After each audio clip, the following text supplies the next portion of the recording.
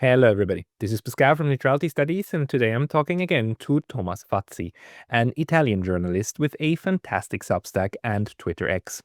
A few weeks ago, Thomas published an important report entitled Professors of Propaganda: How the EU's Jean Monnet program corrodes academia. This is what we want to discuss today. So, Thomas, welcome back. Hi, Pascal. Thanks for having me again. It's a pleasure. Thanks for coming online again, and thanks for writing that great report, which is, to most people, probably quite understandably close to my heart, because you kind of really took apart how the EU is running an entire academic program that has very clear guidelines and targets and so on. Could you maybe tell us a little bit more? What exactly is the Jean Monnet program? Right. So before I go into that, I think it's important to just premise that this is the third chapter or installment of a series of reports that I've been publishing through the think tank MCC Brussels for a while now, looking at the various areas of EU funding. And so my first report was dedicated to EU funding and principally EU Commission funding to NGOs. And I uncovered quite a lot of interesting stuff there. My second report was dedicated to EU funding to the media, which is something that I would imagine most people don't know about. The huge amounts of direct funding coming from the EU to European media. And so after having looked at NGOs and the media, I felt like there was only sort of one pillar left in the ideological apparatuses of the EU superstate, and that was, of course, academia. And obviously that meant looking at the main EU academic funding program, which is, of course, the Jean Monnet program, which anyone who's gone through university, and especially in Europe, but not only, and has approached courses that have to do with sort of EU-related funding, EU-related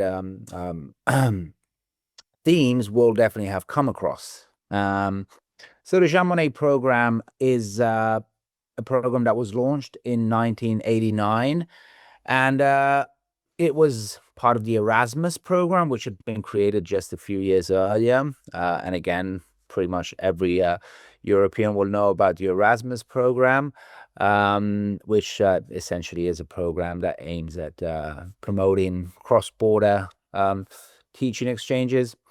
And so the Jean Monnet was created a few years later. And the idea was, it was initially framed as simply a program that was aimed at promoting excellence in teaching and promoting research on European integration, which doesn't sound too ominous in itself. But in fact, already back then, EU documents quite explicitly spoke of the program as a tool that was also intended to complement the single market, which had also been launched just a few years earlier in 1985. And you find several documents which talk of the need to sort of complement or integrate this single market with a single European identity and consciousness, a European identity and consciousness that didn't really exist at the time, and many would claim still doesn't exist to this day, despite all the attempts to forge one. But clearly, this was it was decided at the time that this needed to be, that somehow this European identity or European consciousness needed to be created, and academia, for obvious reasons, was identified as one of the tools to achieve that, and hence the creation of the Jean Monnet program, which since then has expanded quite massively. So clearly it was deemed to be a worthwhile investment by EU institutions and EU bureaucrats. And today the program channels around 25 million euros per year to universities and research institutes globally today, reaching around 70 countries. So it's no longer just limited to the European Union as it used to be. And according to EU Commission estimates, it reaches around 500,000 students annually. So this is a program that is considered to have a significant impact, which is why its budget keeps increasing year after year. So as I said, they clearly deem this to be a worthwhile investment. And if we look at the program itself, which is something that, funnily enough, as far as I know, no one had really taken a deep dive into before I did. It's really clear that the aim of this program is not, as some would claim, as its defenders would definitely claim, is not simply to support open-ended research or academic excellence or simply inquiry for the sake of academic inquiry, which is what universities should do, but rather it's very clearly a program that's aimed at embedding pro-EU, pro-integrationist, and these days also pro-NATO narratives in academia across the various curricula and across various subjects. And indeed, the European Commission is quite open about this. Again, I didn't really have to you know, uncover anything secret and hidden. And particularly secret, because when you read the documents, that the European Commission is quite open about the fact that this program isn't just about teaching about the European Union, but it's about promoting it. And then this term promoting comes across quite often, in fact, in the related documents. And this embedded propaganda takes various forms. In some cases, it's more subtle. It can take the form of simply an assumption, a pre-existing assumption, which is never questioned or challenged, that European integration and the EU more in general are intrinsically positive, and embedding this across the various courses and curricula and the way these are framed. But in other cases, the bias is really very explicit. And so, in my research, I've come across countless projects which explicitly aim to promote European integration, foster European identity, enforce EU values, whatever they are, and even challenge the rise of Euroscepticism and of so-called populist parties. I've come across courses that speak of the the need to reverse de-Europeanization dynamics in the EU and beyond.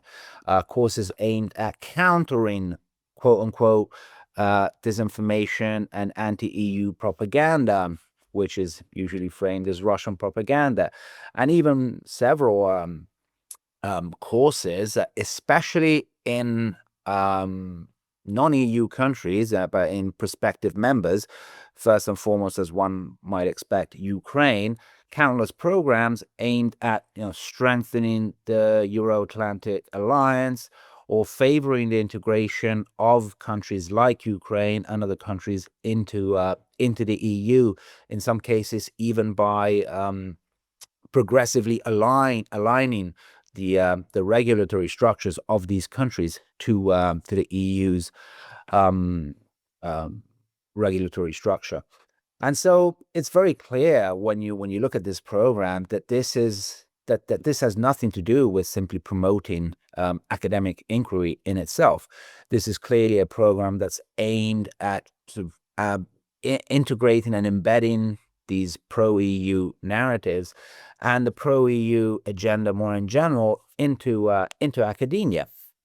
And in some cases, it's also sort of very, very specific in a sense of, for example, promoting courses that align with the EU's political priorities of the time. And so a few years back, there were several courses on the green agenda and the digital transformation, and today you find a lot of courses on so-called rule of law initiatives, which the whole issue of the rule of law has become a very heated debate in the EU today.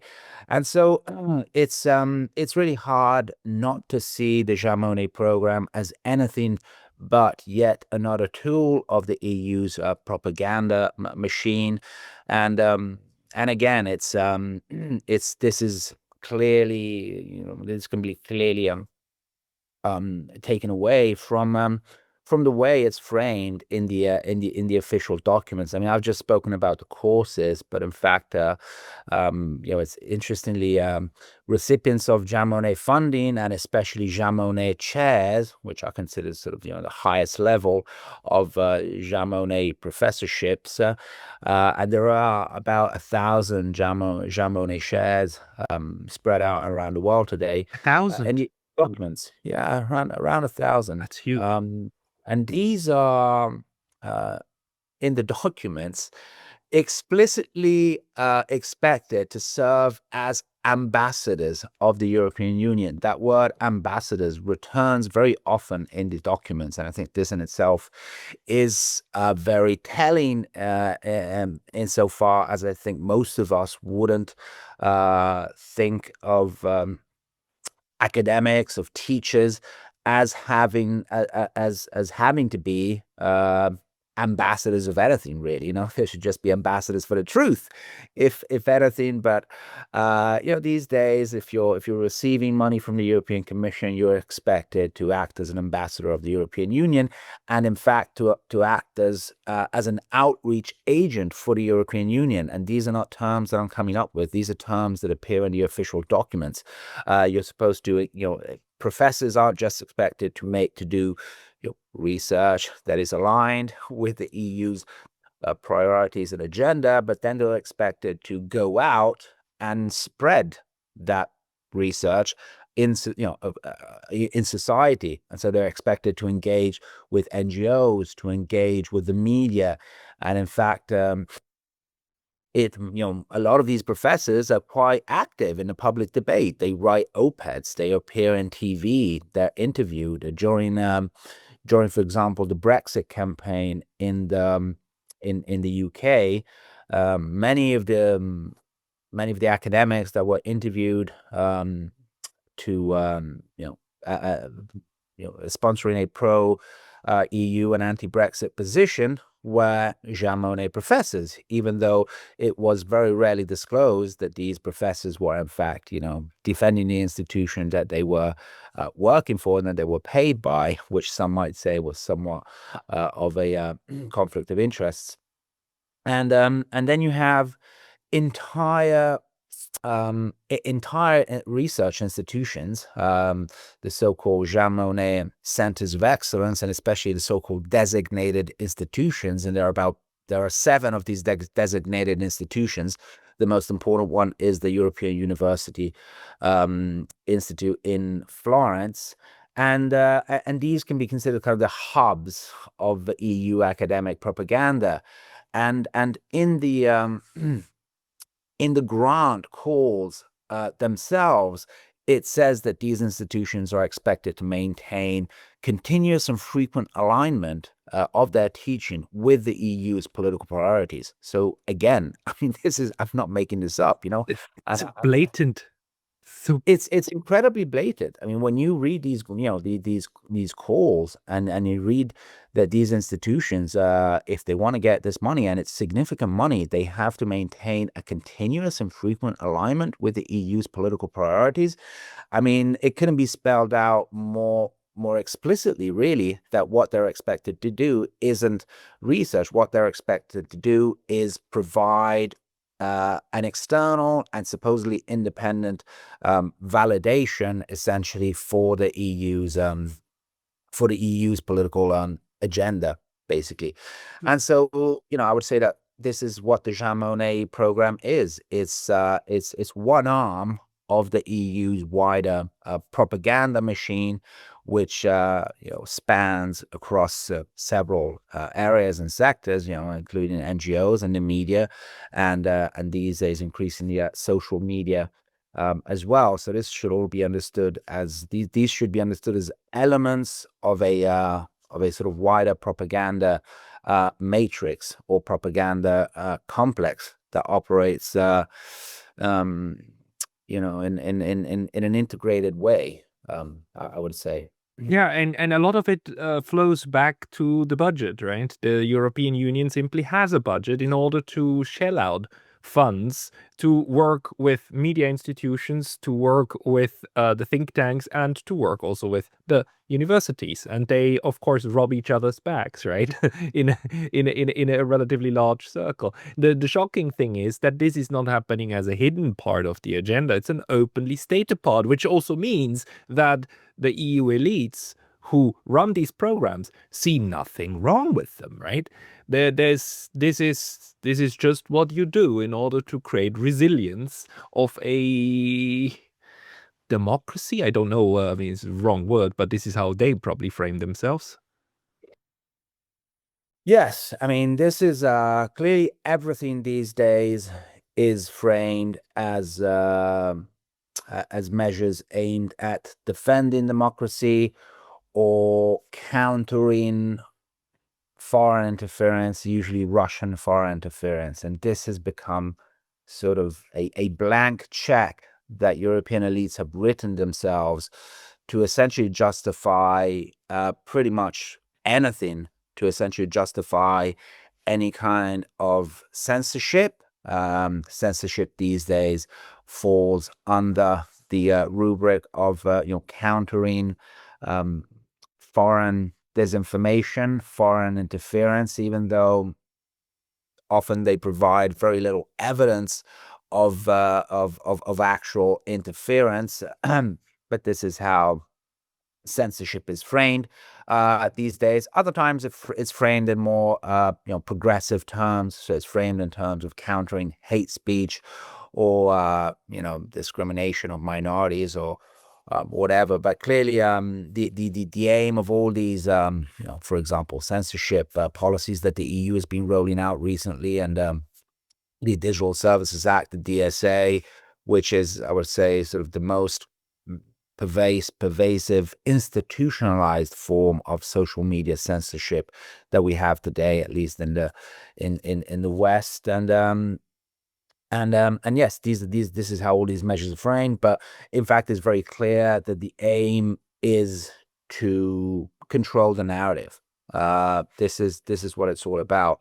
So today, when you look at how the narrative formation process takes place, it's a mixture of propaganda and censorship. So on the one hand, you have to sort of amplify the mainstream narrative, and so when we think of, as I was saying earlier, I think it's important to understand when we think of propaganda today, I would say a lot of people still associate propaganda mainly with the mainstream media, because historically that's been the main tool through which governments have conveyed propaganda and sort of promoted their narratives.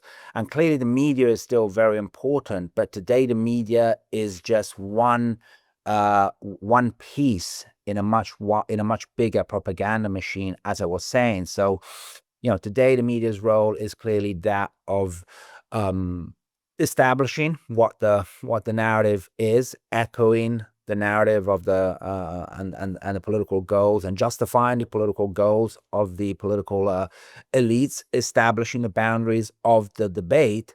But then on top of that, you've got, for example, the whole think tank ecosystem. Then you've got academia.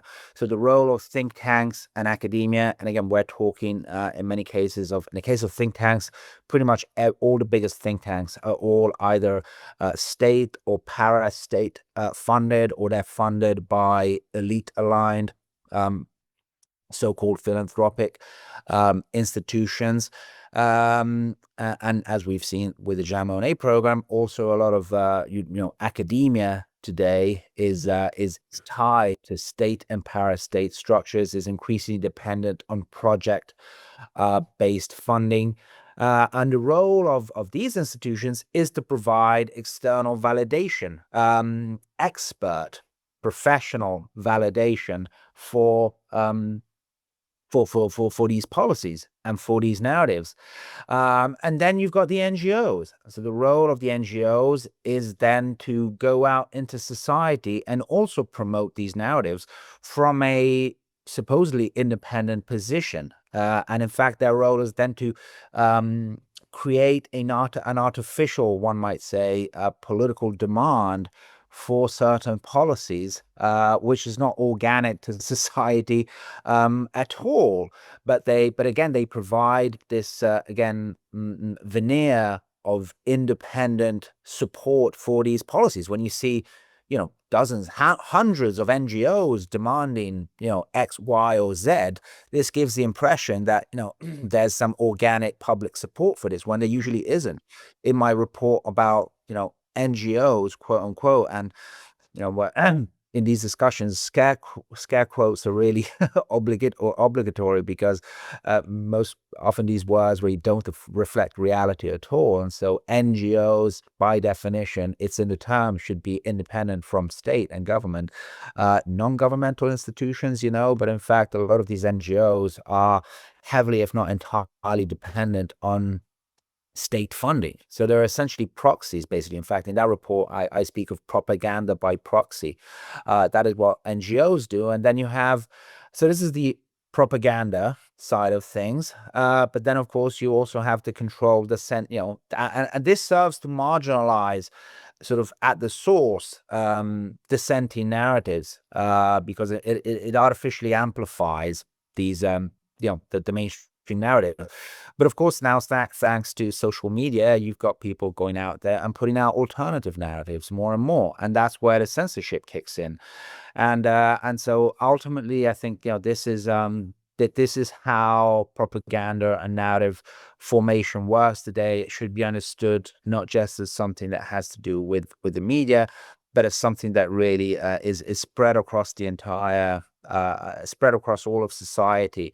And it's really quite scary because you realize just how artificial the entire sort of infosphere, the whole public discourse is just completely astroturfed at every level. I mean, you got to give them credit for really putting a lot of effort into into controlling the narrative, because it's not just a question of money. I mean, it's a question of just really just how dedicated they are to this. How many resources they put into this.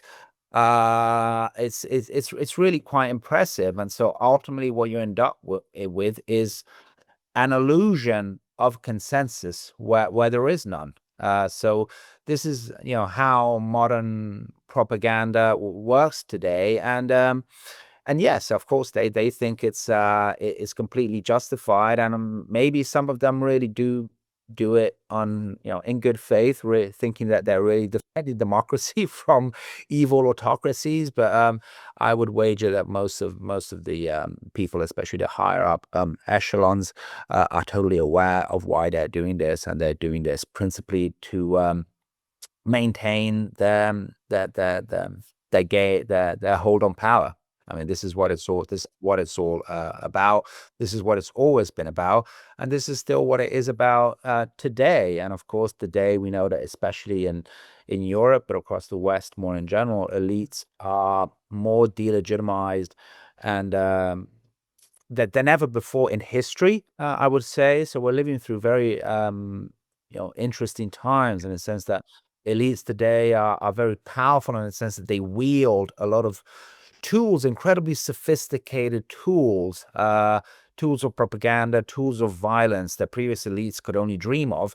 But at the same time, they are the most delegitimized elites that I would say have ever existed today, and this have ever existed in history. Sorry, and I think this terrifies them. So this creates a vicious circle where the less the less organic support and consensus they have, the more they have to double down, the more they feel they have to double down on the propaganda, but that just backfires because propaganda works insofar as it's invisible, as insofar as you don't know you're being propagandized, and that historically has been the strength, the strong point of Western liberal democratic elites, that they engaged in propaganda just as much as more explicitly authoritarian countries did, but they did it in a way that people didn't realize they were even being propagandized in the first place, and this sort of gave them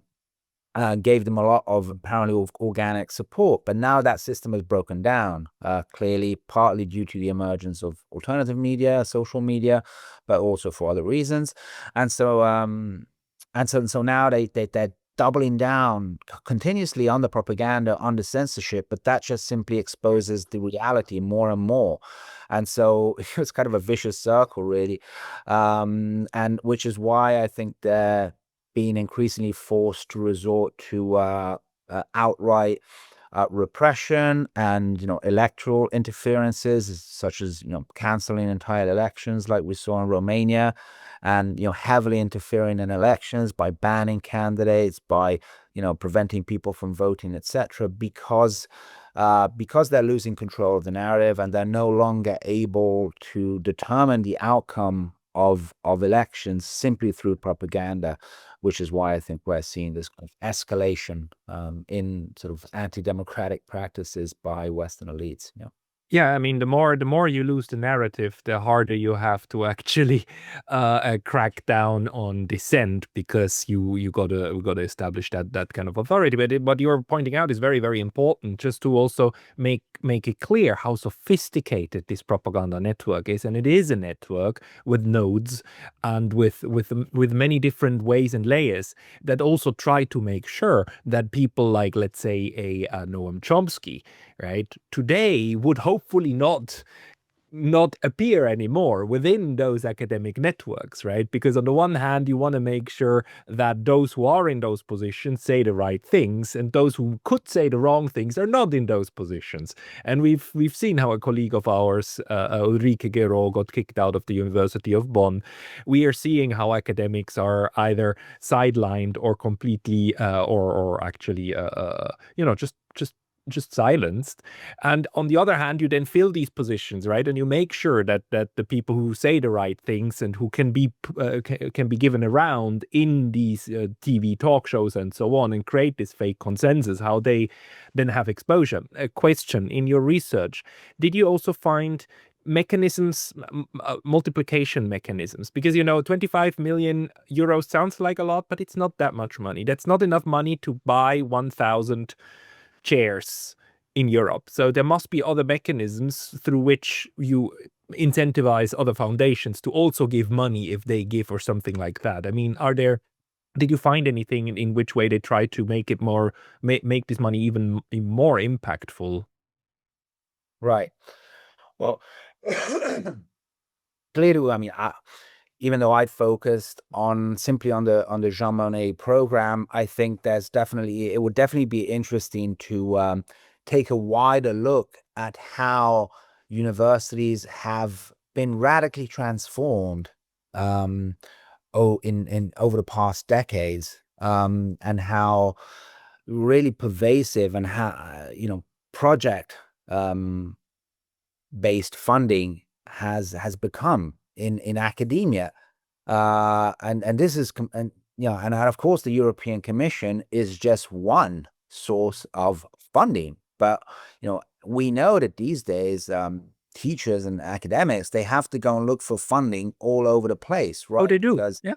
universities have less and less cash basically to pay for research. And so if you want to do your research as an academic, as I'm sure you know very well, you're expected to go out there and find your own sources of funding.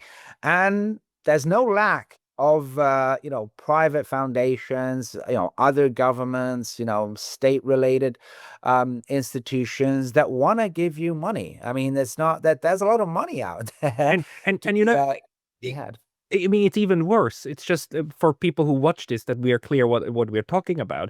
It's not the case that this money goes to the university and then the university picks the most able professor who then gets the money and use it. It's the other way around. It's the researcher applies for the money. If you get the money, as a researcher, let's say you get like a grant for 5 years of 3 million euros. Then you go to the university, you tell the university, I have that grant. The university then gives you a chair and you give one of the 3 million goes to the university because they host you, right? So for their expenses. The universities want researchers who come with a grant, right? So the pressure is really also on the universities to make sure that they get these lucrative people who come with money in the back. And that undermines the entire institutions of how they're supposed to work. Absolutely.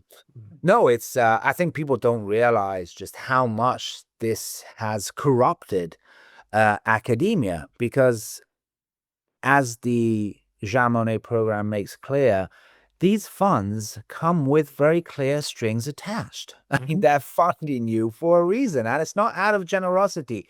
They're funding you because they think that that is politically useful in one way or another. They're funding you because they think that your research can help validate whatever policy, whatever narrative that they're promoting. And I think the worst part of that is that it's often, they don't.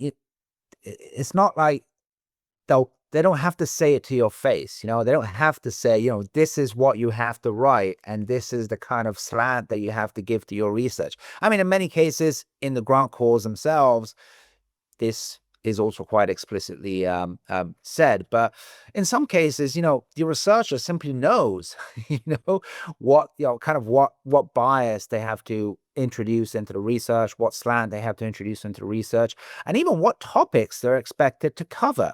If you want to get a grant these days, if you're working in regardless of, there are some topics that you can insert and, will automatically elicit sort of the interest of a lot of funders. So, of course, especially when it comes to the European Union, these days, you apply for something that has to do with countering disinformation, especially Russian disinformation, you're much more likely to receive money than you are if you put in a grant request for a project on EU misinformation and EU propaganda. I mean, I am pretty sure if you I'm pretty sure if you put in a grant proposal for like analyzing EU disinformation in today's information networks, people would read this and say like, this makes no sense. This is a contradiction in and of itself. What is he how talking would about? that even be possible? And it's really funny. Like it's in the report, I even some of these modules and courses are framed in ways that they don't really seem to make much logical sense. All they seem to do is just lump together and just kind of sort of tick all the boxes that they're expected to tick. Jargon. Yeah, it was just like, grant jargon, and just like, grant speak. So just throw it all in. And so one I came across, I think, was about, yes, we want to study how, disinformation and foreign disinformation influences climate change and climate change denial, and how that feeds into something else. And it was just like it really didn't make much sense. And you realize that this, what they were trying to do was just to, tick as many boxes as possible to get the money. And I think really ultimately, I mean, this just shows you how just how corruptive this whole system is. And so yes, I think maybe in as a next project, I think, it would be interesting to sort of widen the scope to sort of academic funding more in general, because I think we wouldn't cover a lot of extremely interesting and disturbing things. But I think aside from sort of the amount of money and even how many professors are on the EU's payroll or are receiving money from this or that foundation, I think one should focus on how this creates a wider chilling effect throughout academia, as it does in the media and elsewhere, how this creates sort of a more generalized form of self-censorship among academics, as it does among journalists. It's a very similar mechanism. You may not be receiving funding today, but of course you don't want to compromise the possibility of receiving funding tomorrow. So this inevitably, and I would say almost subconsciously, even if you're someone who is interested in their own sort of academic progress and professional progress, as we all are, of course, that you will, I think, almost imperceptibly start to align yourself with the narrative, because you know that misaligning yourself compromises your possibility of receiving funding in the future. And so really it really creates this sort of homogenizing effect across all of academia. And I think when you look around at what the academic world has become, this is very clear. I mean, there's increasingly fewer and fewer critical voices within academia. And so I think this shift from sort of no strings attached public funding to university, the shift from that model to this project based funding model, essentially had this aim to progressively weaken and ultimately, I think, kill academia as a locus of independent thought, of open-ended research, of essentially searching for the truth. This is what wherever it leads you. This is, and at the cost of sounding a bit naive, this is what academia should be about. And one might say it's never fully been just about that, but I think now more than ever we've seen the old model of academia, which at least tried to aspire to that. I think today we see that model more corrupted than ever, and I think this just shows how there's really no stone they will leave unturned in their drive and pursuit of power. This is especially corrosive, of course, in discursive disciplines like political science, which, by the way, I think is a misnomer. I don't think we should call it political science. We should call it political studies. There's no science in what political scientists do. There's interpretations of what's going on and analysis, but we should reserve the word science for the hard sciences. But let's leave that apart. Although it is maybe another question I have, like in the Jean Monnet, in these grand applications that you looked at, how many of those were explicitly like within the social studies field and humanities, and how many in the hard sciences? Because corrupting quantum sciences is very difficult because there's a level more of objectivity to those to that field, but doing that with professors in the political studies, well, there everything depends on framing, right? Even if people who don't agree to that and call themselves experts because they know how bad Russia is, and then will explain to everybody how bad it is, and that's objectivity. But how's the split there of the Jean Monnet money? So as one might expect, and as you were pointing out, the subjects that receive the most funding are legal studies, political and administrative studies, and economic studies. These are basically the three areas. So discursive studies, discursive, policy related topics and subjects, as one might imagine, because yes, these are the ones that they're easier to influence.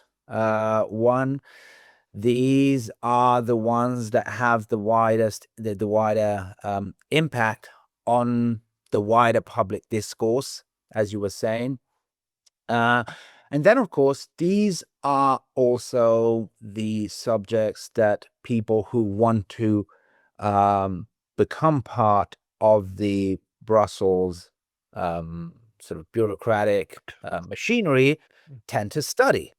And so what you're also doing through this program is you're also forging the future, EU bureaucratic army, Yeah. basically, right? And so again, that's also, obviously, if you want to go and work for the EU institutions, uh, you gotta, if you have to study certain subjects, I mean, that is obvious. But the problem is that, what we have is, thousands of young kids, basically, going into these institutions with little to no critical attitude whatsoever. And so, so it becomes this kind of, self-sustaining machine, and you're creating this increasingly homogenized elite, which is really bred to sort of just take all of that for granted. It's bred not to think critically about the European Union. And so that's one aspect. And of course, in recent years, so these are the subjects that receive most funding. We have seen sort of, a slow increase in STEM and more hard science related subjects receiving money and funding in recent years. But it's not a big part of the Jean Monnet program. That does not mean that these harder sciences are not subject to similar forms of external influence and corruption to some extent. The the obviously the biggest funding program for actual hard research in the EU is the Horizon program. And so the Horizon program is supposedly meant to support hard research, and so of course a lot of STEM related research, of course. But in fact, if you look at a lot of the stuff that is getting funding under Horizon, you see that there's an incredibly blatant political bias in a lot of those funds as well. And so while I was doing when I was doing my research for the NGO paper, I came across a lot of for example, anti-disinformation related projects with involving both NGOs and academia. And so I focused on the NGO part, but I remember seeing that, for example, a lot of AI was being sort of deployed to supposedly counter foreign disinformation, right? And so you've got kids out there working on, hopefully, cutting edge AI, who, have are also working on these same, whose knowledge is also being weaponized in a way, and directed towards these issues. And so, in fact, you can corrupt hard sciences as well if if you take this research and then you sort of weaponize it, basically. And so Yeah. and you see a lot of that happening even across the hard sciences as well. No question, no question. And this is certainly going on. And especially if I am pretty sure that if we actually looked at these at Horizon funding, we would find quite a lot of research that is, can be made useful in one way or another for some of the purposes that also probably Jean Monnet and so on would certainly agree with. Um, Absolutely. the so just to wrap it up, like what would you say, what has to be done in order to correct this type of well, propaganda or skewing, not only of the information space but of the knowledge space? Yeah. I'll get rid of the EU. That would be that would be a good step forward.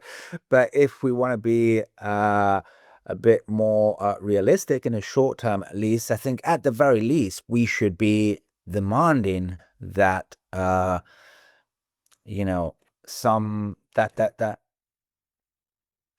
grants are allocated on the basis of merit, on the basis of the quality of the research, and not on the basis of the political alignment of these of the teacher in question or of the project in question. I mean, this should, I think this should be sort of the very basic demand that we should be putting forward.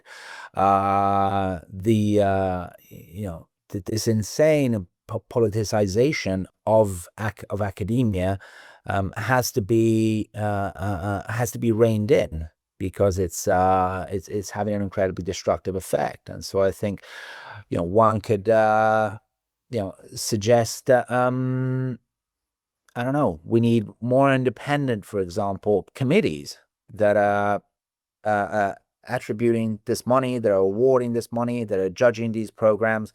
That might be one way of, let's create sort of some relatively independent committees, at the very least, that are judging these programs, because today it's very much tied up with the politics. It's just, there's almost like no distinction whatsoever between the political institutions and the ones handing out the funding. And this, I think, is just completely unacceptable.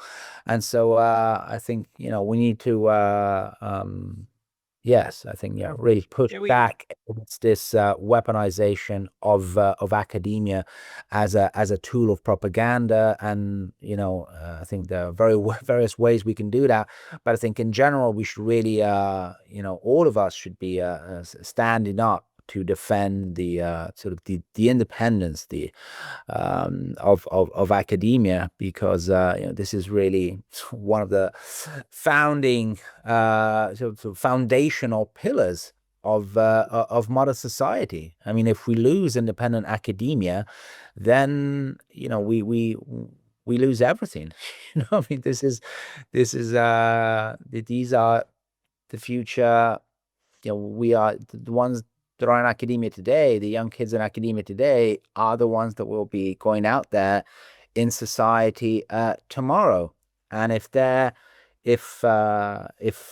already being brainwashed within academia to be sort of right-thinking citizens, to have no critical thought whatsoever, then I think we're all screwed. Because there will be no critical thinking left in the future. You're absolutely right.